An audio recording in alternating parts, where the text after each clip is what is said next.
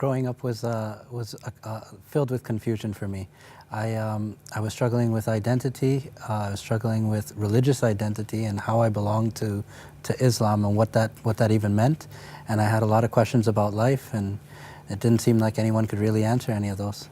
So when you said nobody could answer those, I mean, were you seeking other people to try to help you make sense of life? Well, I was seeking out definitely my Islamic roots and trying to understand my religion and belief system and why we were Muslims. I had family and relatives who were Christians and Hindus and a number of other things, and I tried to understand, well, what's the difference? And if we know that they're not going in the same direction, is one of them right? Is one of them wrong? What side are we on? So you get involved in drugs and you start getting into trouble. What led to that? Was that because of some of the confusion you were having? Definitely. I was searching it out, and I actually started attending the mosque, reading the Quran, and finding at the end of it that I didn't feel like it answered any of the questions that I was seeking to find out, but yet having this expectation that we have to live for Allah and live up to these rules and traditions, and I just casted it off at a young age and decided to do my own thing. So you felt that the standards were what, too high or unattainable, or? Well, definitely left me feeling with more guilt than acceptance of God, because if I take a real hard look at myself, I don't think I've ever been living up to His standards.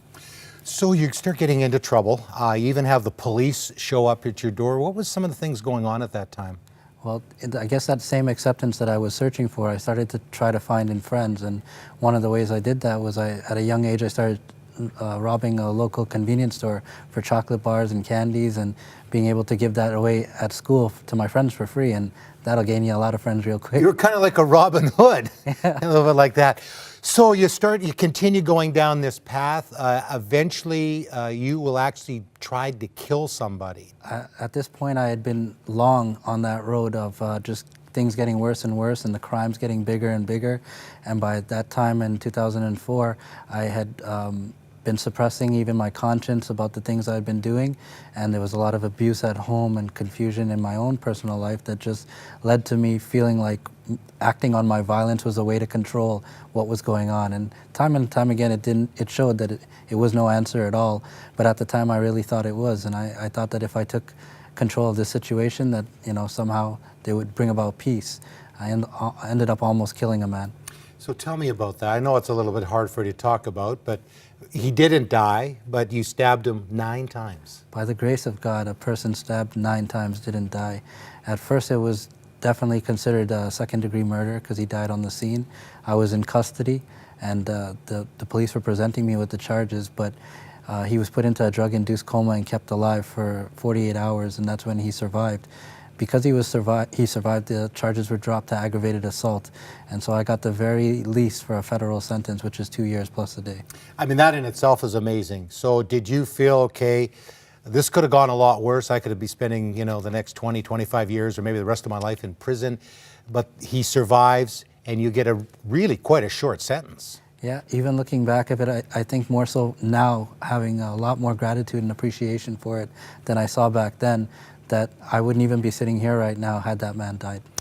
So what brought you to this decision to follow Jesus and some of the things that were happening at that time? Well, about 5 years after I gotten released from prison, I started to realize that I was no more free out here, which is what I think all the prisoners were looking forward to, than I was when I was incarcerated.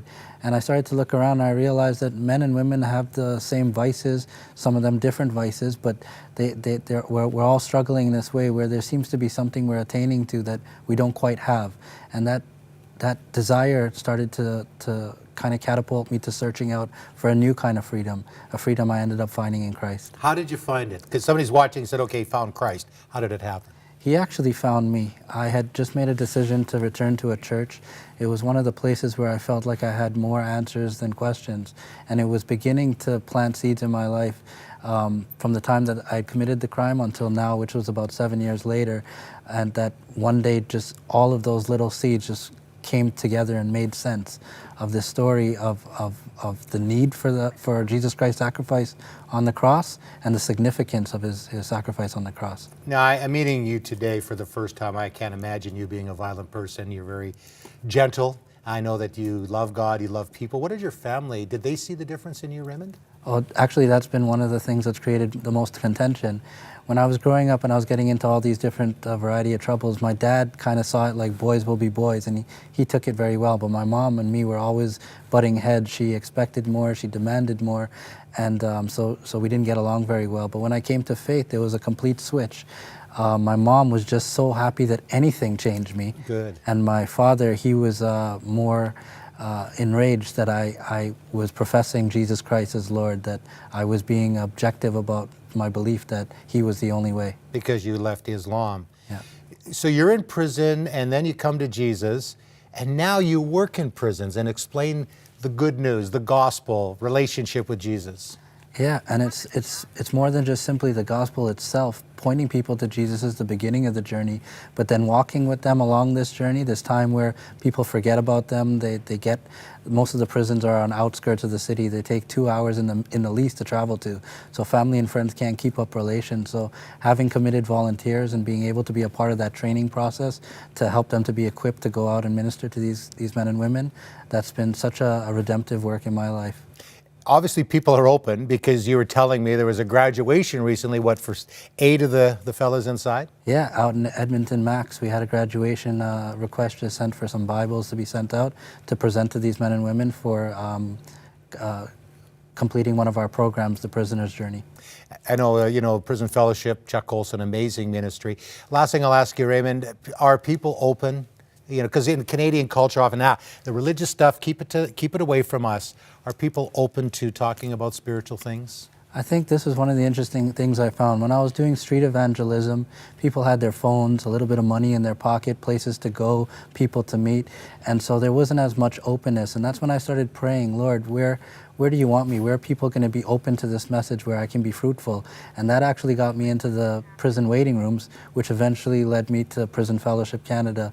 And so I definitely recognize that there's a need and a hunger for prisoners that they want to hear this message. They need to hear this message, and they're open to hearing this message. And some of those guys and ladies as well, they have more freedom on the inside, because a lot of time we're inside a prison even though we may be on the outside. Yeah, and that's the sad part of it. Like, these guys, through their experience, the way that they're viewed sometimes, the perception of prisoners is like they need the gospel, but it's all of us that need it, inside prison and out. The only thing about being in prison is I think there's a little bit more recognition that you've done something wrong in life, and that there's a possibility for hope.